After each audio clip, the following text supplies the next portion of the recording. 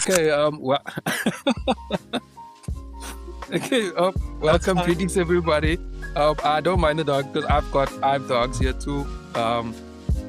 Anyway, welcome everybody. Welcome to the Lexcia podcast. It's me, Wesley Pepper. I'm not gonna mention what episode this is because I've been doing a bunch of episodes this past week and they're a bit all jumbled up. So yeah, we won't get into that.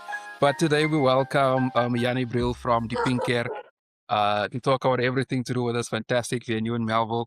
So my brother, firstly, welcome. Good afternoon. How are you? Hello, Wesley. Very well, thank you. And how are you? And thank you for having me on your podcast. Pretty good. Like we mentioned, the sun is shining here. It's been a bit rainy the past few days. Last week when we recorded, as I clicked record, the rain came down. So, yeah, I guess timing in the art was everything. But yeah, enough of all that.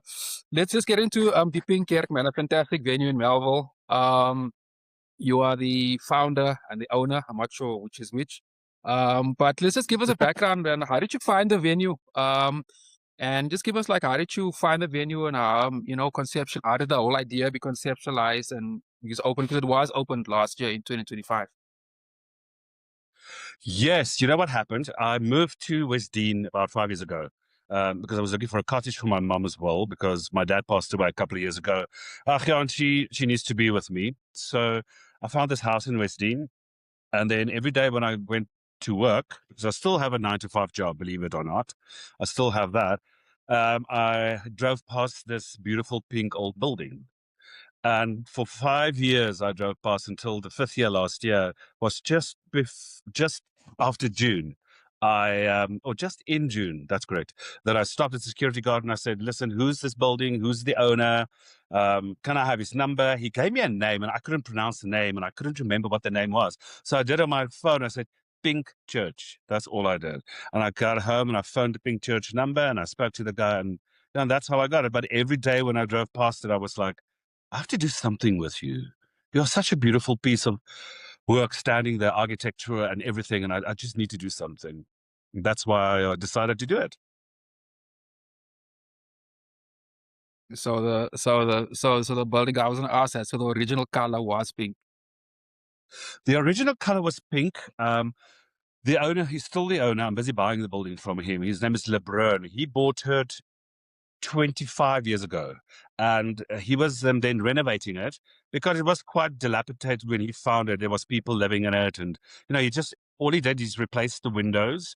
He cleaned the place up inside because people were living there, and really it became a little shelter kind of thing for people. And then he just cleaned it up, and and he started living in there. So he converted the bathroom or where they probably would have prayed before a service.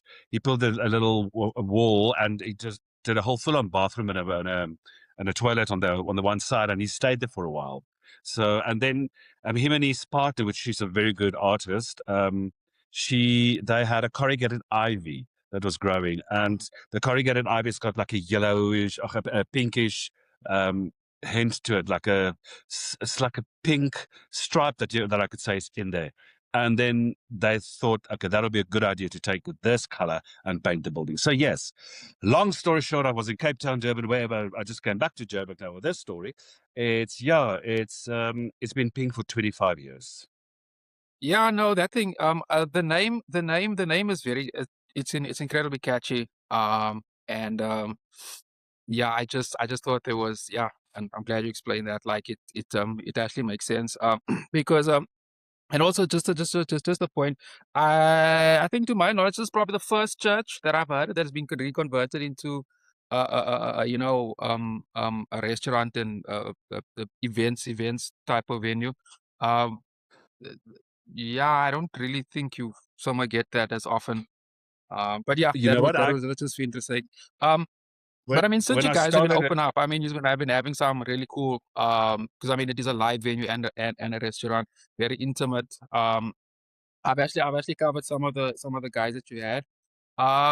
So just explain to me, how did what's the relationship between is it a restaurant first, or is it a live venue? A venue first, or how does the or are they one and the same, or is the one stronger than the other?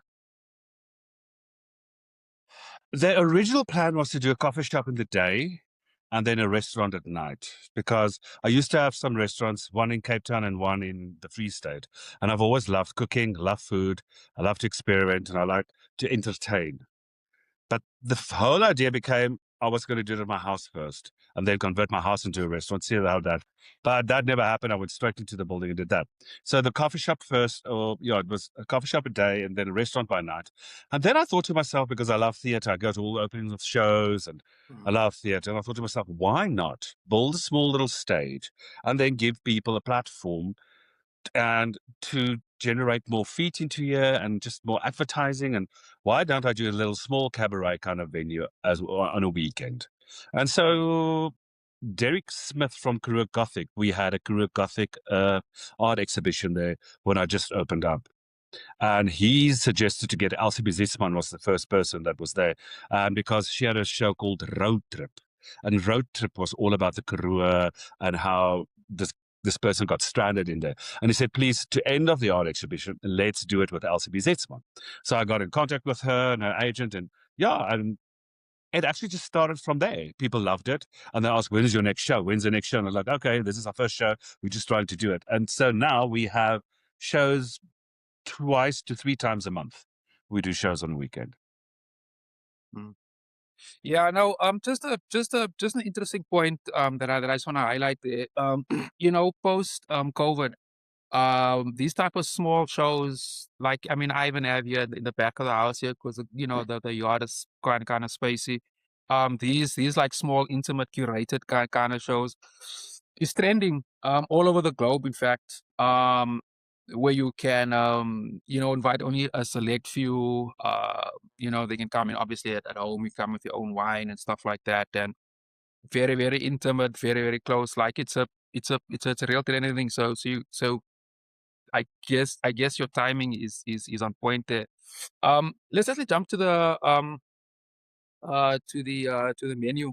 I want to get to it. I mean, you do mention that you enjoy cooking, and you guys are nominated for a prestigious award.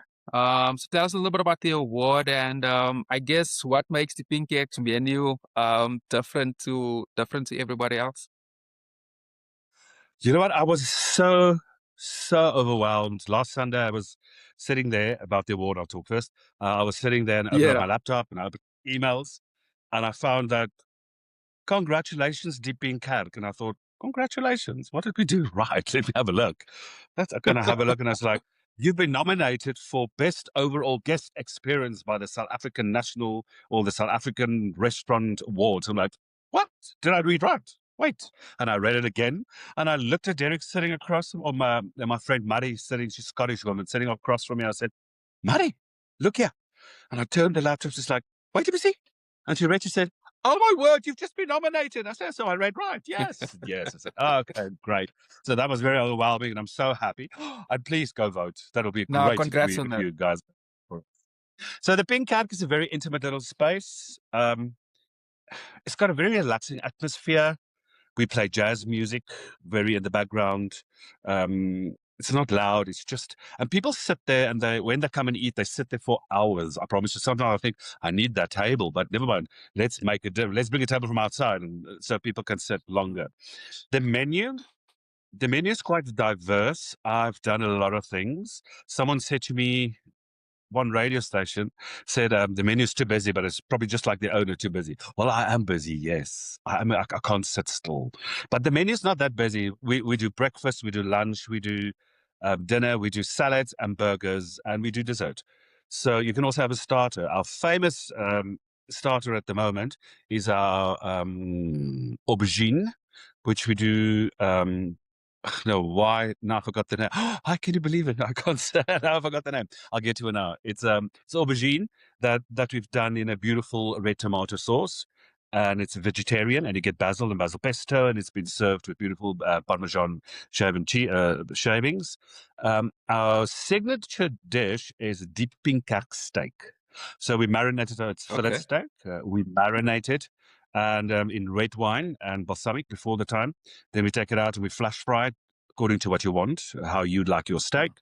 Then we cut it in medallions, and it gets served on a mash with your choice, like either a rissa mash, a garlic mash, a mustard mash, and a small little potato nest.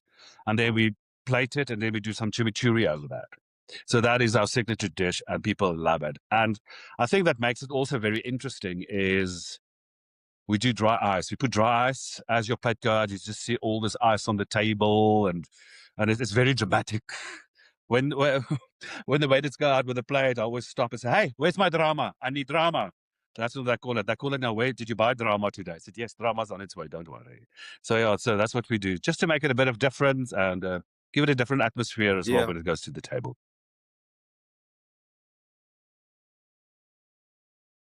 Yeah, no, interesting. A very visual. I guess that's the one thing I might pick up.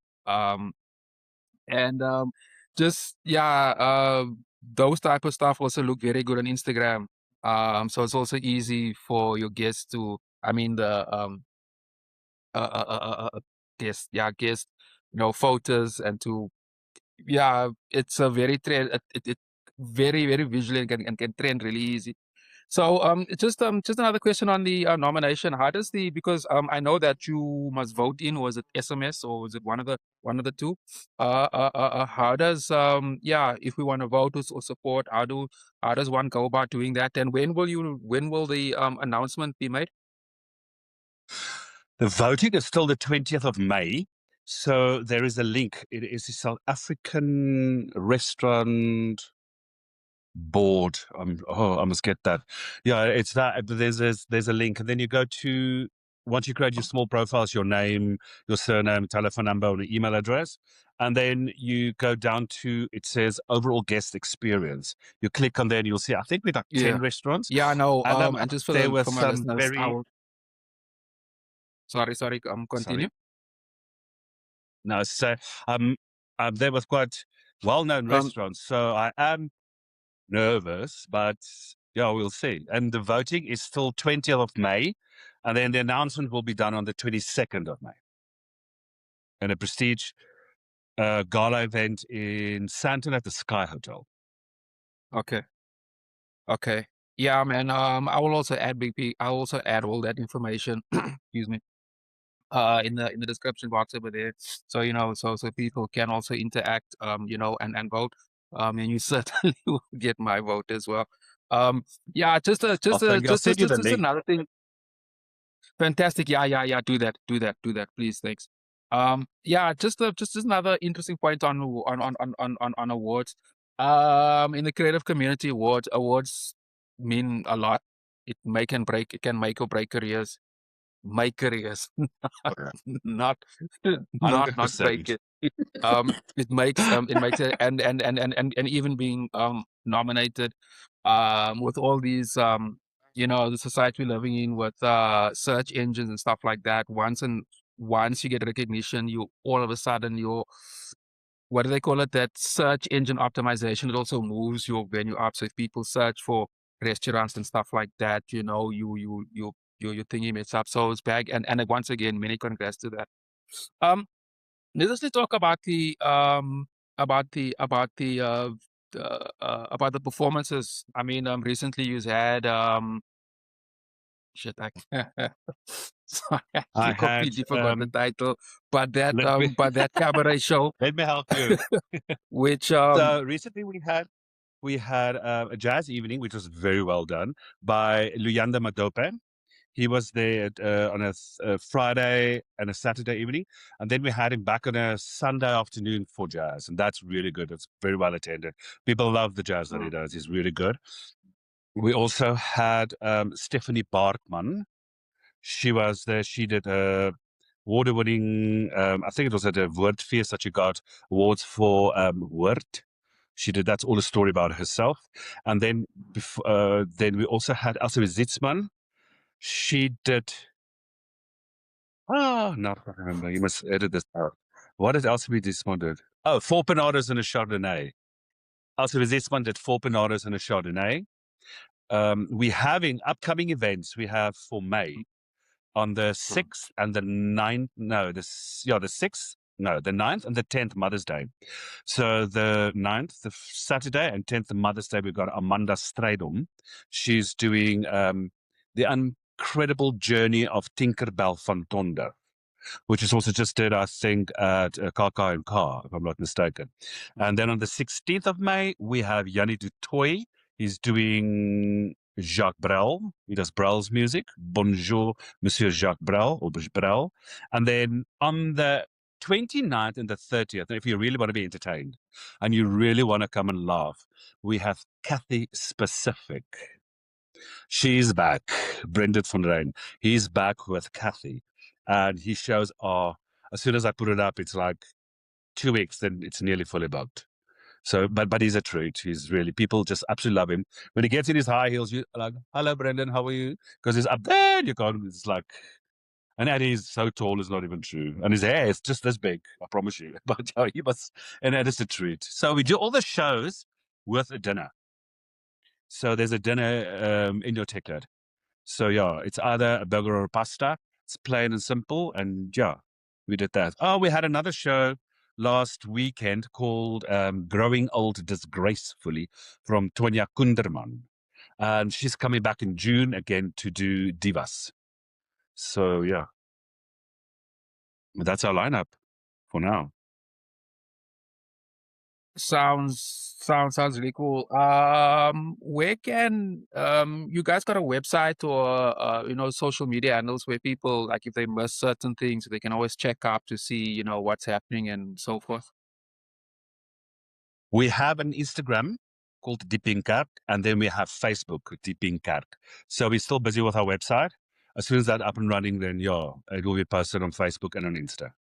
But for the moment now, it's Facebook and Insta, yeah, that we have. All right. Yeah. And all the and again, lineups- I'll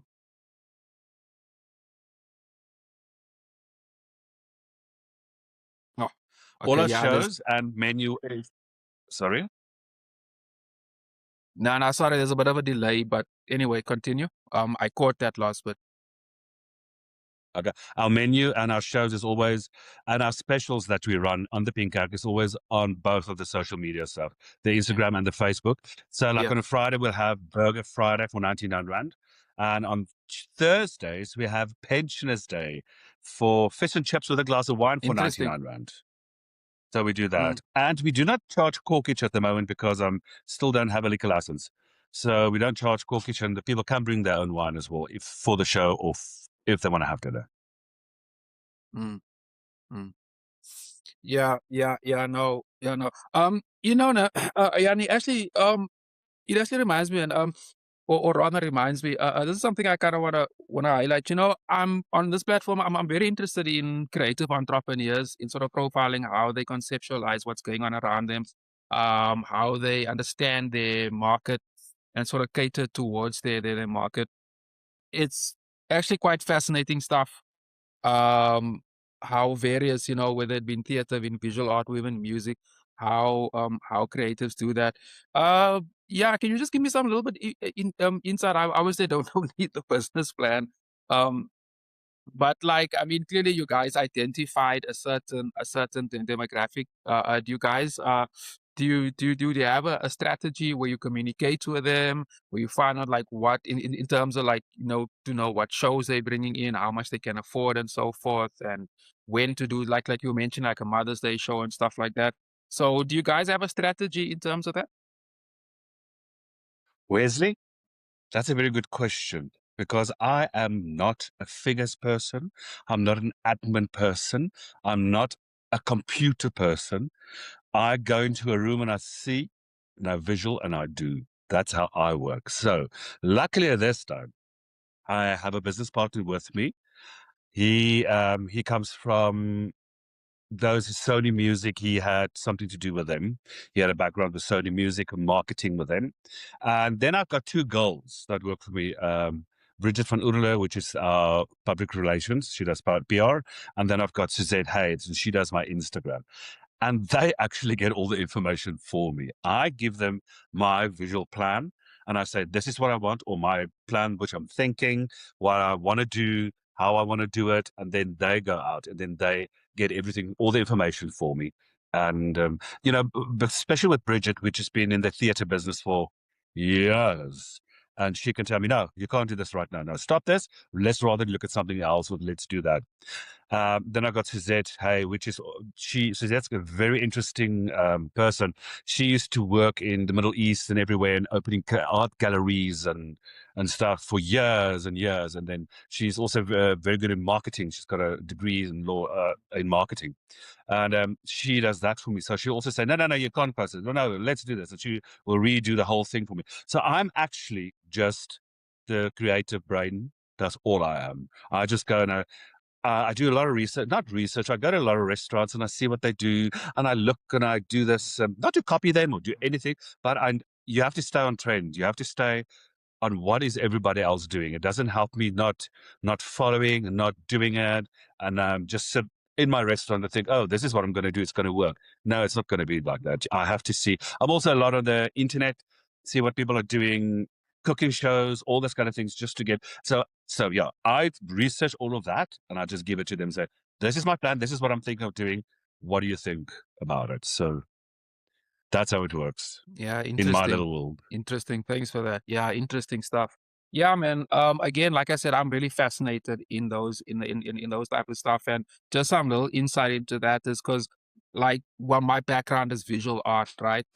Like I'm solely invested in finding new markets, and exploring new markets, wherever it is, and I'm really interested in sort of, if you look at like what Spotify, what Spotify did to music and what Netflix did to TV and movies, those platforms changed the format, actually the actual production of the art forms as well. So I'm really fascinated in like how different people within the art ecosystem are working around that. So what you said is really interesting for me, and it's also yeah. Anyway, I don't want to get too busy with my business stuff, but thanks for that. I'm not sure. So you guys don't sell alcohol at the venue, correct? Not at the moment, no. I'm trying to get my liquor license. I'm busy with it, so it takes a while to do that, yes. Unfortunately, yeah, apparently. can't do that. Yeah. But do you think But that if I having do, I will. no corkage or allowing guests to bring in their own alcohol, isn't that a win-win situation? Does your audience enjoy that more? I mean, I'm sure it saves them some money as well. It saves the money. They do enjoy it, but some of them get there and then they don't know that we don't have a liquor license, and they're like, "Oh no, what now?" And then I say, "Okay, don't Oh, worry. I'm gonna give you a glass of wine." So then I rip out my little boxy and I gooi in and I say, "Here's your glass of wine," and then they're all happy. So that's fine. So then it's okay, because I don't want them to leave, because as soon as we don't have, then they're gonna leave, yeah, because because who wants to have a cream soda with fish and chips? Not me, and I don't think they want to do that. So no, I have to help them then. So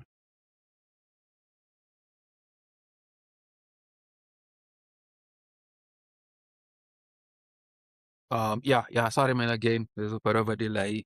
But don't stress that type of thing.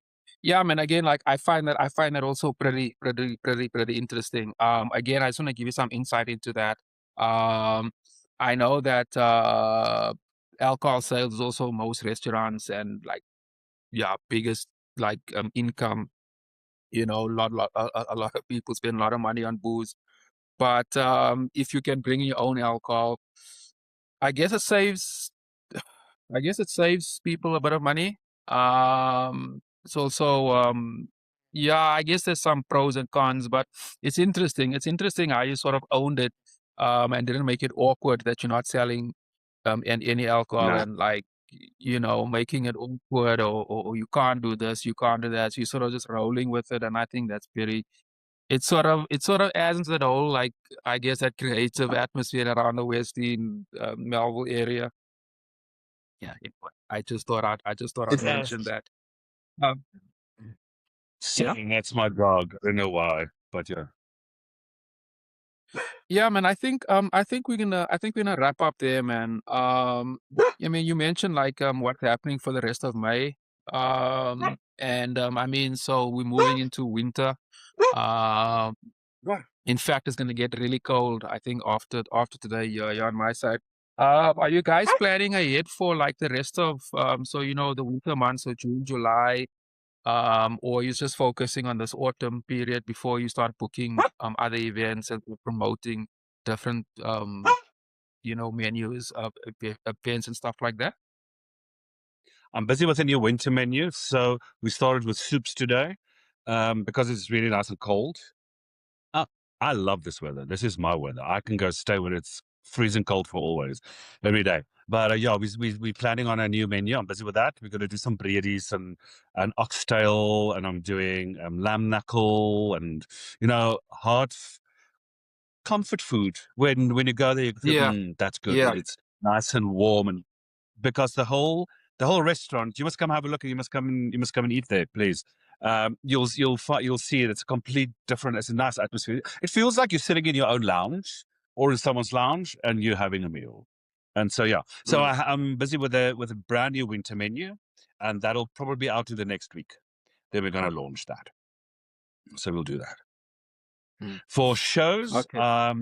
upcoming shows, I've got in May, but I'm also planning another jazz evening. I think it's the beginning of May. It will be a jazz afternoon. I'm going to speak to Bridget, or she's got all my information. But yeah, there's Luanda's coming back again for the jazz, so we'll do that. Getting some heaters now. There is heaters in there, so we just have to quickly Mm, get Igoli gas just to open up so we can do the heater. So it's going to be nice and warm, and you're also mm. going to get a little blanket for your knees, and just nice warm feeling like you're in your lounge. So yeah, that's what we're planning for Yeah, this winter. yeah, yeah. I get it. I get it. Mm. Yeah, for sure. Not definitely, man. I keep it's I like to keep track of everybody I speak to, and see, especially from an entrepreneur perspective. Like I mentioned, I'm fascinated to know how creative people adapt, how they adapt to their audience. Well, in your case, it is an audience. And sort of curate that and like use whatever resources they have. Fascinating. And just for my listeners, like I think that's what makes South African creative different to the rest of the world. But I think Yanni, I think we're gonna wrap it up there, man. I'll publish this episode early next week. I've been doing quite a few recordings, if even yesterday. So I'm kind of I'm trying to own my it's just me working here, and sometimes my scheduling. Um, hey man, I'm doing my best. I'm doing my best here, so it will be done by Wednesday for sure. Because there's another artist whose work I need to put up. But I'll be communicating that with you, and then I chop it episodes up into shorts, into the shorter format. And I usually do that a Okay. few days, but after the main video. But it'll most probably be done in next week as well, and I'll be communicating that one with you. So I guess in wrapping up, like what is it to look forward to this evening at Die Pienk Kerk? This evening, it's just a nice warm evening we're going to have tonight. And yeah, nice soups if you want to have a little soup and a bread, homemade bread, soup, and nothing really planned because it's a long weekend. People are probably going away. I see it's a bit quiet there today, Mm. but people are going away, I think, for the long weekend, and they'll return again on Tuesday or maybe for the week. So yeah, so we're keeping it very low key, but still, yeah, still the same Pienk Kerk and great customer service, and that's what I want. So,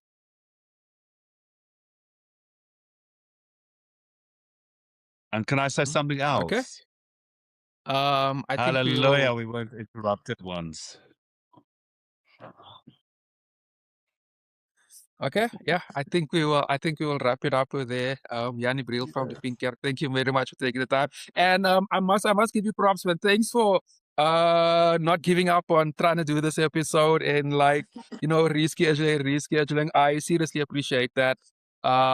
So yeah, many thanks for that too, man. And yeah, I'll be in touch with regards to when I publish this. And thanks for coming Okay. through. And thank you very much for having me, and thank you for you not giving up on me or on the bloody internet. So at least we did it now. So yes, yeah. All right. Take care, my brother. Now enjoy the rest of your day. Have a good one. Thank you. Bye-bye. Cheers, man. Bye-bye. Bye.